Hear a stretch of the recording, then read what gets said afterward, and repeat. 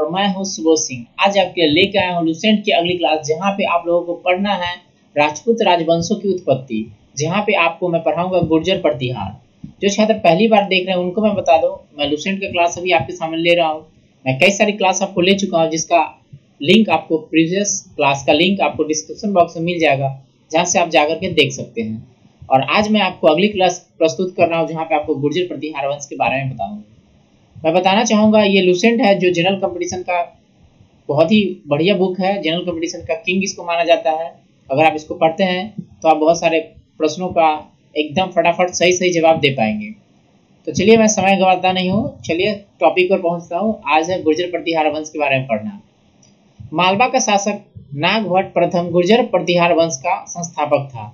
यहाँ पे आपको याद रखना है, मालवा का शासक था नागभट्ट प्रथम, एक गुर्जर प्रतिहार वंश के संस्थापक थे। मैं इसको हाईलाइट कर देता हूँ ताकि आप आसानी से समझ सके जो आपको स्क्रीन पे दिख रहा है। ठीक है, नागभट्ट प्रथम। आपको एग्जाम में ये पूछेगा कि गुर्जर प्रतिहार वंश के संस्थापक कौन थे, तो आपको बस याद रखना है नागभट्ट प्रथम। नागभट्ट प्रथम ये अक्सर एग्जाम में पूछे जाते हैं। आप अगर प्रीवियस ईयर का उलट के देखेंगे तो वहाँ पे आपको मिलेगा ये नागभट्ट प्रथम। ये प्रश्न पूछे गए हैं बहुत सारे एग्जाम में, आप इसको वहां से जाकर के आप देख सकते हैं। ठीक है, नागभट्ट प्रथम गुर्जर प्रतिहार वंश के संस्थापक कौन है, नागभट्ट प्रथम। जो भी जरूरी का है मैं उसको हाईलाइट कर दूंगा, जहां से आप इसको देख पाएंगे। ठीक है, तो मैं यहाँ पे ड्रॉ कर देता हूँ ताकि आप देख पाएंगे। नागभट्ट प्रथम, नागभट्ट प्रथम गुर्जर प्रतिहार वंश के संस्थापक है नागभट्ट प्रथम। नागभट्ट द्वितीय को राष्ट्रकूट सम्राट गोविंद तृतीय ने हराया। यहाँ पे अब चर्चा आ रहा है नागभट्ट द्वितीय की, तो नागभट्ट द्वितीय को कौन हरा दिया, सम्राट गोविंद तृतीय।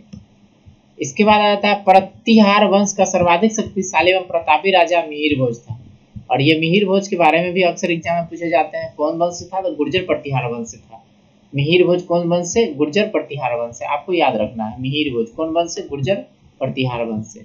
ठीक है, और इसके आगे हम चलते हैं। मिहिर भोज ने अपनी राजधानी कन्नौज में बनाई। देख लीजिए मिहिर भोज की राजधानी कहाँ पे आ गई, कन्नौज में आ गई। वह विष्णु भक्त था, उसने विष्णु के सम्मान में एक आदि बड़ा की उपाधि ग्रहण की। और ये भी पूछे जाते हैं कि आदि बड़ा की उपाधि किसे सम्मानित किया गया था, तो मिहिर भोज का। ठीक है, वो विष्णु के भक्त थे, अर्थात विष्णु के पुजारी थे, वो विष्णु को मानते थे। ठीक है, और विष्णु के सम्मान में आदि बड़ा की उपाधि ग्रहण की थी। मतलब ये जो ग्रहण लिए थे, मतलब उपाधि जो लिए थे वो आदि बड़ा। ये प्रश्न पूछे जाते हैं कि आदि बड़ा की उपाधि किसने लिया था, तो मिहिर भोज ने। इसके बाद आता है राजशेखर प्रतिहार शासक महेंद्र पाल के दरबार में रहते थे। आपको यहाँ पे ये नाम आ गया राजशेखर, ये एक राइटर थे, लेखक थे। आप ये राज दरबार में रहते थे महेंद्र पाल के दरबार में रहते थे। बस आपको याद रखना है राजशेखर किसके दरबार में रहते थे, महेंद्र पाल के दरबार में रहते थे। कौन से वंश में है, तो गुर्जर प्रतिहार वंश में रहते थे। ठीक है, इस वंश का अंतिम राजा यशपाल था। आपको याद रखना इस वंश का जो अंतिम राजा था यशपाल। कौन सा वंश है, गुर्जर प्रतिहार वंश का। तो ये प्रश्न एग्जाम में पूछे जाते हैं कि गुर्जर प्रतिहार वंश का अंतिम राजा कौन था, यशपाल। ठीक है, अब आगे आता है दिल्ली नगर की स्थापना तोमर नरेश अनंगपाल ने 11वीं सदी में की। आपको ये याद रखना है, ये अक्सर ग्रुप डी वगैरह रेलवे आप देखिएगा ना, तो ये प्रश्न पूछ देता है कि दिल्ली नगर की स्थापना किसने किया था, अनंगपाल ने। तो आपको इसलिए याद रखना है, मैं इसको अंडरलाइन कर देता हूँ जो भी महत्वपूर्ण है। तो देखिए गुर्जर प्रतिहार वंश से आपको क्या क्या महत्वपूर्ण है मैंने अंडरलाइन कर दिया, इसको मैं एक बार रिवीजन कर दूं। गुर्जर प्रतिहार वंश के संस्थापक पूछे तो नागभट्ट प्रथम। इस वंश का सबसे प्रतापी राजा मिहिर भोज, और मिहिर भोज की राजधानी कहाँ थी, कन्नौज। आपको ऐसे पूछ सकता है कि गुर्जर प्रतिहार वंश की राजधानी कहाँ थी, कन्नौज। आपको ऐसे प्रश्न पूछेगा आदि बड़ा की उपाधि किसने ग्रहण की थी, तो मिहिर भोज ने। मिहिर भोज किसका भक्त था, तो विष्णु का भक्त था। उसके बाद प्रश्न पूछेगा राजशेखर किसके दरबार में रहते थे, महेंद्र पाल के दरबार में रहते थे राजशेखर। इसके बाद पूछेगा कि इस वंश का अंतिम शासक कौन था, कौन वंश का, गुर्जर प्रतिहार वंश का अंतिम शासक कौन था, तो यशपाल। आपको याद रखना है। फिर एक बहुत ही महत्वपूर्ण प्रश्न बनता है दिल्ली नगर की स्थापना किसने की, तो अनंगपाल ने, तोमर नरेश अनंगपाल ने। आपको बस याद रखना है दिल्ली नरेश की स्थापना किसने की, तोमर नरेश अनंगपाल ने। तो गुर्जर प्रतिहार वंश से यही महत्वपूर्ण था जो प्रश्न बनते थे आपके लिए एग्जाम के लिए। तो इसके अगला हम टॉपिक देखते हैं। यहाँ पे आपको घरवाल वंश पढ़ना है, इसको राठौर वंश भी पढ़ते हैं कहते हैं। तो चलिए हम शुरू करते हैं राठौर। घरवाल वंश का संस्थापक चंद्रदेव है। आपको याद रखना है चंद्रदेव। ठीक है, घरवाल वंश के संस्थापक पूछे तो कौन, चंद्रदेव। इसकी राजधानी वाराणसी थी और यह वाराणसी काशी के नाम से भी विख्यात है। ठीक है, तो आपको याद रखना है गढ़वाल वंश की संस्थापक कौन है। आपको पूछेगा राठौर वंश के संस्थापक कौन है, तो चंद्रदेव। इसकी राजधानी कहाँ थी, काशी, तो काशी, अगर वाराणसी का है तो वाराणसी, ठीक है। इस वंश का सर्वाधिक शक्तिशाली राजा गोपी चंद्र हुआ, आपको याद रखना है, ये सबसे महत्वपूर्ण राजा है गोपी चंद्र, जो राठौर वंश के संस्थापक है। गढ़वाल कहिए या राठौर कहिए, उसी को राठौर कहते हैं, ठीक है। गोपी चंद्र इसके सबसे शक्तिशाली राजा है।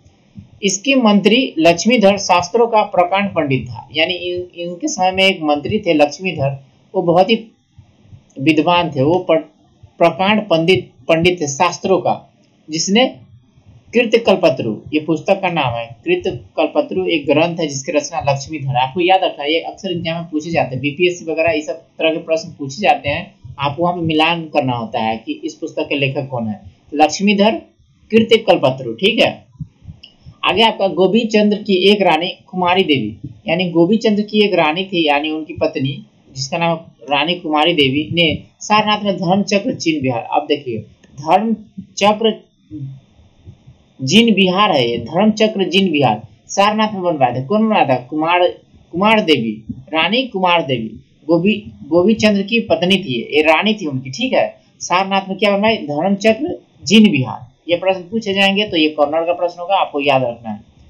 उसके बाद है पृथ्वीराज तृतीय ने स्वयंवर से जय सिंह की पुत्री संयोगिता का अपहरण कर लिया। ये प्रश्न पूछे जाते हैं कि संयोगिता के अपहरण किसने किया स्वयंवर से, तो पृथ्वीराज तृतीय ने। किसकी पुत्री थी, जयचंद की पुत्री थी। इस वंश का अंतिम शासक जयचंद था, आपको याद रखना है, राठौर वंश का अंतिम शासक जयचंद, जिसे गोरी ने 1194 ईस्वी में चंदावर के युद्ध में मारा गया। तो आपको यहाँ पे क्लियर कर लेना है कि चंदावर का युद्ध किसके किसके बीच हुआ। चंदावर का युद्ध एक तरफ गोरी और दूसरी तरफ जयचंद, जिसमें जयचंद की पराजय हो गई, अर्थात जयचंद हार गया। तो चंदावर का युद्ध कब हुआ, 1194 में, आपको याद रखना है 1194 में चंदावर का युद्ध कब हुआ, 1194 में। तो इस प्रकार से आपका राठौर वंश समाप्त हो रहा है। इसको मैं जो हाईलाइट कर दिया हूँ एक बार एग्जाम के पॉइंट ऑफ व्यू से आपको क्लियर कर दूं। राठौर वंश के संस्थापक कौन है पूछे तो चंद्रदेव। इसकी राजधानी कहाँ थी, वाराणसी, उसी को कहते हैं काशी, काशी के नाम से भी जाना जाता था। आपको पूछेगा राठौर वंश के सबसे शक्तिशाली राजा कौन थे, तो गोविंद चंद्र, आपको याद रखना है। आपको पूछेगा लक्ष्मीधर किसके दरबार में रहते थे, तो गोविंद चंद्र के दरबार में रहते थे। इसके बाद प्रश्न बनता है कृतकल्पत्रु के लेखक कौन है, तो लक्ष्मीधर। कृतकल्पत्रु के लेखक कौन है, लक्ष्मीधर। उसके बाद आएगा आपको पृथ्वीराज तृतीय जय सिंह की पुत्री संयोगिता का अपहरण किया। तो आपको प्रश्न पूछेगा स्वयंवर से संयोगिता का अपहरण किसने किया, तो पृथ्वीराज तृतीय ने। आपको ऐसे प्रश्न पूछा पृथ्वीराज तृतीय ने संयोगिता का अपहरण किया, किसकी पुत्री थी, तो जयचंद्र की पुत्री थी, ठीक है। आपको याद रखना है कि राठौर वंश का अंतिम राजा था, अंतिम शासक था जयचंद था। किससे हार गया, तो चंदावर के युद्ध में गोरी से हार गया। आपको याद रखना है चंदावर का युद्ध किसके किसके बीच हुआ, तो जयचंद और गोरी के बीच। कब हुआ, 1194 ईस्वी में। तो आपको राठौर वंश में इतना ही महत्वपूर्ण था जो मैंने आपके सामने हाईलाइट कर दिया और उसका रिवीजन करा दिया। चलते हैं अगली तरफ। आगे आपका पढ़ना चहमान वंश या चौहान वंश। जो छात्र देख रहे हैं वीडियो को, उससे मैं गुजारिश करना चाहूंगा, आपको वीडियो पसंद आ रहा है तो कृपया इसको लाइक कीजिए, दोस्तों में शेयर कीजिए। अगर आप सुझाव देना चाहते हैं कि वीडियो और अच्छे से मैं कैसे बनाऊं, तो आप हमें कमेंट करके बता सकते हैं। और आप किसी प्रकार की सुझाव देना है तो उसको मैं स्वागत करता हूँ, ठीक है। तो चलते हैं हम चौहान वंश की ओर, ठीक है। तो अगला टॉपिक है आपका चौहान वंश के बारे में आपको कंप्लीट करा दे रहा हूँ। चौहान वंश के संस्थापक है वासुदेव, आपको याद रखना है, ये प्रश्न पूछे जाते हैं। चौहान वंश के संस्थापक कौन है, वासुदेव। इस वंश की प्रारंभिक राजधानी अहिच्छत्र, आपको याद रखना है, प्रारंभिक मतलब शुरू में ये नाम था अहिच्छत्र। बाद में अजय राज द्वितीय ने अजमेर नगर की स्थापना की और उसकी राजधानी बनाई। यानी अजय राज द्वितीय जब आए तो ये एक अजमेर नगर बना लिया और इसी को अपना राजधानी बना लिया, ठीक है। अर्थात चौहान वंश की जो अब राजधानी कहाँ हो गई, अजमेर हो गई। और शुरू में कहाँ था, प्रारंभ में अहिच्छत्र, ठीक है। आगे है इस वंश का सबसे शक्तिशाली शासक अर्णोराज के पुत्र विग्रहराज चतुर्थ विसल देव हुआ। यानी इस वंश का जो सबसे शक्तिशाली राजा हुआ वो विसल देव है, जिसने हरिकेली नामक संस्कृत नाटक की रचना की। यहाँ पे उसका नाम है हरिकेली नामक संस्कृत नाटक। ये प्रश्न पूछे जाते हैं, बीपीएससी ने पूछा भी है प्रश्न को, आप लौट के देख सकते हैं। हरिकेली नाटक की रचना किसने किया, तो विसल देव ने, ठीक है। हरिकेली नामक नाटक का रचना किसने किया, तो विसल देव ने। आपको ऐसे ही पूछ सकते हैं हरिकेली नामक नाटक किस भाषा में लिखा गया है, तो संस्कृत में लिखा गया है। आपको याद रखना है संस्कृत में लिखा गया है। सोमदेव विग्रहराज चतुर्थ के राज कवि थे। यहाँ देख लीजिए नाम आ गया आपका सोमदेव के। ये क्या थे? कवि थे। किसके दरबार में रहते थे? सोमदेव विग्रहराज चतुर्थ के राज कवि थे, यानी ये विग्रहराज चतुर्थ के दरबार में रहते थे। इन्होंने ललित विग्रह नामक नाटक लिखे। अब यहाँ पे आ गया ललित विग्रह राज नामक नाटक, कौन लिखा? सोमदेव ने। आपको याद रखना है, ये बहुत अंदर का क्वेश्चन है, पूछ देते हैं तो आप कंफ्यूज हो जाएंगे या फिर याद नहीं रहता, इसलिए मैं हाईलाइट कर दिया हूँ। ललित विग्रह राज नामक नाटक किसने लिखा? तो ये सोमदेव लिखे। ठीक है। 2.5 दिन का झोपड़ा नामक मस्जिद शुरू में विग्रहराज चतुर्थ द्वारा निर्मित एक विद्यालय था। यानी जो 2.5 दिन का आप झोपड़ा पढ़ रहे हैं, 2.5 दिन का झोपड़ा जो आप जान रहे हैं, ये पहले एक विद्यालय था। विग्रहराज चतुर्थ द्वारा निर्माण किया गया एक विद्यालय था, बाद में इसको मस्जिद बना दिया गया। ठीक है, मस्जिद बना दिया गया नमाज पढ़ने के लिए। तो 2.5 दिन का झोपड़ा पहले क्या था? एक विद्यालय था। पृथ्वीराज तृतीय ने इस वंश का अंतिम शासक था। देख लीजिए, आपको याद रखना, पृथ्वीराज तृतीय इस वंश का अंतिम शासक था। कौन वंश का? चौहान वंश का। ठीक है। चंद्रवर्ण दाय पृथ्वीराज तृतीय के राज कवि थे। आपको याद रख लेना है ये नाम, आप नोट कर लीजिए कहीं पे, चंद्रवर्ण दाय। ठीक है, ये किसके दरबार में रहते थे? पृथ्वीराज तृतीय के दरबार में रहते थे, और इनका अक्सर एग्जाम में प्रश्न बनता है चंद्रवर्ण दाय। आगे आ रहा है, जिसकी रचना पृथ्वीराज रासो है। ये प्रश्न ऐसे पूछे जाएंगे, पृथ्वीराज रासो की रचना किसने किया? चंद्रवर्ण दाय ने। ऐसे पूछे जाएंगे, चंद्रवर्ण दाय किसके दरबार में रहते थे? पृथ्वीराज तृतीय के दरबार में रहते थे। ठीक है। आगे आपका रणथंभौर के जैन मंदिर का शिखर पृथ्वीराज तृतीय ने बनवाया। ये देख लीजिए, रणथंभौर का जैन मंदिर है। रणथंभौर का जैन मंदिर का ऊपर शिखर, मतलब ऊपर जो होता है टॉप पर, जो कौन बनवाया? पृथ्वीराज तृतीय ने। तराइन के प्रथम युद्ध 1191 ईस्वी में, जिसके पृथ्वीराज तृतीय की विजय एवं गौरी की हार हुई। अब आपको याद रखना है कि तराइन का युद्ध कब हुआ? तो 1191 ईस्वी में तराइन का युद्ध हुआ, जिसमें पृथ्वीराज तृतीय विजय हुआ और इसमें गौरी हार गया। आपको याद रखना है। ठीक है। इसके बाद आता है तराइन का दूसरा युद्ध, तराइन का द्वितीय युद्ध, जो 1192 में हुआ, जिसमें गौरी जीत गया, यानी गौरी को विजय प्राप्त हुआ, पृथ्वीराज तृतीय हार गया। आपको याद रखना है। तो इस तरह से चौहान वंश आपके सामने मैंने कंप्लीट किया। मैं इसको रिवीजन करा दूं किस तरह से प्रश्न एग्जाम में पूछे जाते हैं। तो चलिए देख लेते हैं।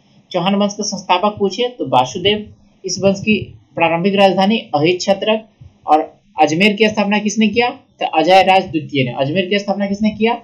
अजय राज द्वितीय ने। आपको ऐसे भी पूछेगा, चौहान वंश की राजधानी अजमेर किसने स्थानांतरित किया? तो अजय राय द्वितीय ने, अजय राज द्वितीय ने। उसके बाद पूछेगा, हरिकेली नामक संस्कृत नाटक की रचना किसने किया? तो विसल देव ने किया। हरिकेली नामक संस्कृत नाटक की रचना किसने किया? तो विसल देव ने किया। इसके बाद आपको पूछेगा, सोमदेव किसके दरबार में रहते थे? तो विग्रहराज चतुर्थ के दरबार में रहते थे। सोमदेव राज कवि थे उनके। ठीक है। उसका प्रश्न बनेगा, ललित विग्रह राज नामक नाटक की रचना किसने की? तो सोमदेव ने। आपको पूछेगा, 2.5 दिन का झोपड़ा प्रारंभ में क्या था? तो 2.5 दिन का झोपड़ा प्रारंभ में एक विद्यालय था, जो किसके द्वारा निर्मित किया गया था? विग्रहराज चतुर्थ द्वारा निर्मित किया गया था। आपको पूछेगा, चौहान वंश के अंतिम राजा कौन थे? अंतिम शासक कौन थे? तो पृथ्वीराज तृतीय। आपको पूछेगा ये प्रश्न, चौहान वंश के अंतिम राजा कौन थे? पृथ्वीराज तृतीय। अब आपको आता है, चंद्रवर्ण दाय किस पुस्तक की रचना की? तो पृथ्वीराज रासो। या फिर ऐसे भी पूछेगा, पृथ्वीराज रासो के लेखक कौन है? तो चंद्रवर्ण दाय। या फिर ऐसे भी पूछेगा, पृथ्वीराज रासो किसकी कृति है? चंद्रवर्ण दाय की। आपको पूछेगा, चंद्रवर्ण दाय किसके दरबार में रहते थे? तो पृथ्वीराज तृतीय के दरबार में रहते थे। उसके बाद आता है रणथंभौर के जैन शिखर मंदिर।